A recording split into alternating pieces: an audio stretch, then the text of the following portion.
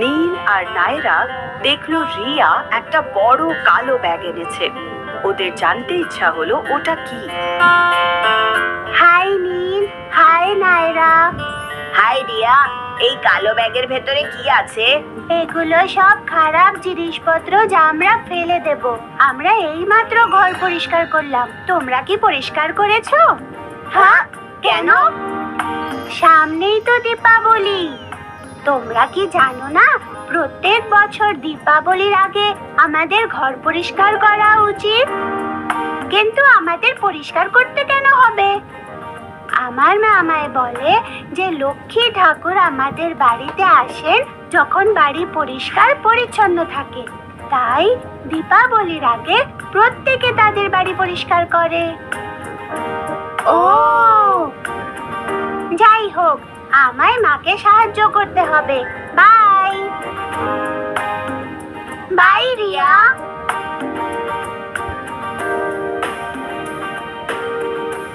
বাবা, দাদু, তোমাদের কি কোনো সাহায্য চাই? হ্যাঁ, আমিও সাহায্য করব। তোমরা জিজ্ঞাসা করে খুব ভালো করেছো। আমার বাড়ি পরিষ্কার করা প্রায় হয়ে এসেছে। শুধু তোমরা তোমাদের ঘরটা পরিষ্কার রেখো। তোমাদের খেলনা চারিদিকে ছড়িয়ে রেখো না, নয়তো লক্ষ্মী ঠাকুর আমাদের বাড়িতে ঢুকবে না, তাই তো বাবা? ও হ্যাঁ, ঠিক বলেছো।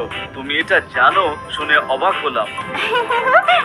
রিয়া আমাদের এই কথা বলেছে। ও ও ঠিক বলেছে। যেহেতু দীপাবলি খুব গুরুত্বপূর্ণ উৎসব, মনে করা হয় লক্ষ্মী ঠাকুর সেই বাড়িতে আসবে যারা পরিষ্কার পরিচ্ছন্ন রাখবে তাদের বাড়ি। তাই প্রত্যেকে দীপাবলির আগে তাদের বাড়ি পরিষ্কার করে। দীপাবলি কি হয়? দীপাবলি মানে সারি সারি আলোর প্রদীপ। এই উৎসব অশুভকে কাটিয়ে শুভ নিয়ে আসে, অন্ধকারকে আলো দিয়ে। আর দীপাবলির এই উৎসব পালন করা হয় প্রায় গোটা দেশেই।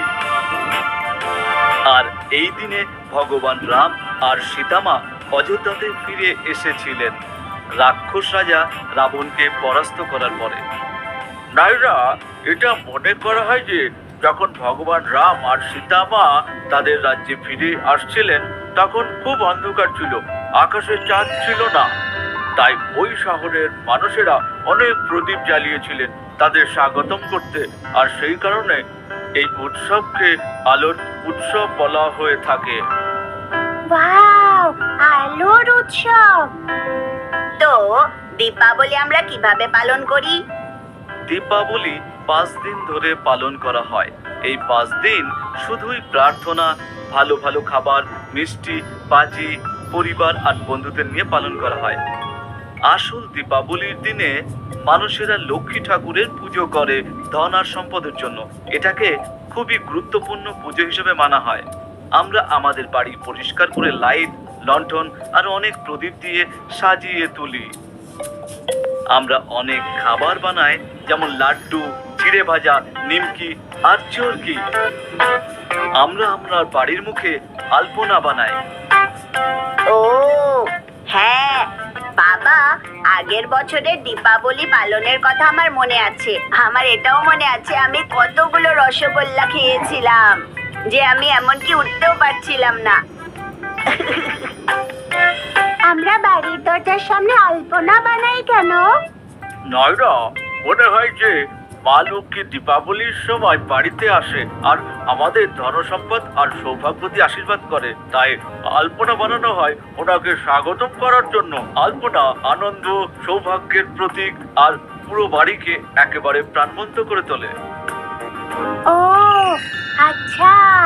সঞ্জীব, জানালায় লাইটগুলো লাগাতে প্লিজ আমায় সাহায্য করো। হ্যাঁ। বাহ, ঠাকুমা কি চক্রি বানাচ্ছে? হ্যাঁ নীল, ঠাকুমা চক্রি, নিমকি, লাড্ডু আরো অনেক মিষ্টি বানাচ্ছেন। বাই সবাইকে, আমি চক্রি দিয়ে খেলতে চললাম। আজ হলো দীপাবলির আসল দিন। সবাই ট্র্যাডিশনাল জামা কাপড় পরে সেজেছে। মা আর বাবা বাড়ির সব জায়গায় প্রদীপ জ্বালাচ্ছিল।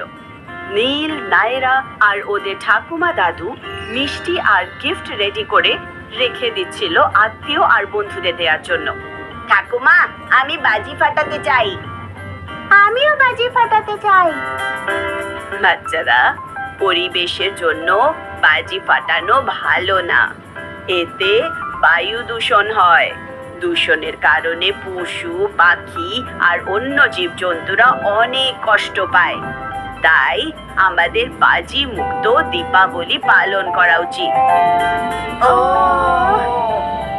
কষ্ট পেও না বাচ্চারা, আমরা দীপাবলি খুব মজা করব গরিব মানুষদের মিষ্টি আর উপহার বিলি করে। চলো যাওয়া যাক। বর্মা পরিবার দীপাবলি বিশেষভাবে পালন করছে, দুস্থ মানুষদের মিষ্টি আর উপহার বিলি করে। আমার খুব ভালো লাগছে ঠাকুমা, থ্যাংক ইউ।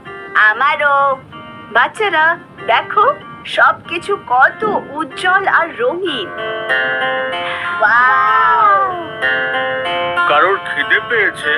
আমি তো দীপাবলির টেস্টি খাবার খাওয়ার জন্য অপেক্ষা করতে পারছি না। হ্যাঁ, আমরাও। এবার চলো আমরা গিয়ে টেস্টি খাবার খাই।